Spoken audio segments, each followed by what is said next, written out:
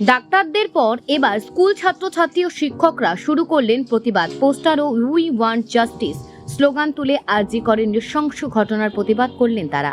কলকাতার নামজাদা হাসপাতালে পাঠরতা পড়ুয়াকে ধর্ষণ ও খুনের ঘটনার প্রতিবাদে এবার স্কুলের ছাত্রী থেকে শিক্ষকরা স্কুলের টিফিন পিরিয়ডে আরজিকর হাসপাতালে ডাক্তারি পড়ুয়ার ধর্ষণ ও খুনের শাস্তি চাই দাবি জানিয়ে পোস্টার হাতে প্রতিবাদ। এই প্রতিবাদে কাথির নয়াপুর সুধীর কুমার হাই স্কুলের ছাত্রী ও শিক্ষক শিক্ষিকাবৃন্দ প্রতিবাদে সামিল হন। আরজিকর ডাক্তার দিদির ওপর পাশবিক অত্যাচার করে তাকে খুন করা হয়েছে। এই অন্যায়ের সাথে যুক্ত সমস্ত অন্যায়কারীদের ওপর যেন দৃষ্টান্তমূলক শাস্তি আমরা চাই, যথাযথ যেন শাস্তি দেওয়া হয়। আমাদের এটাই দাবি।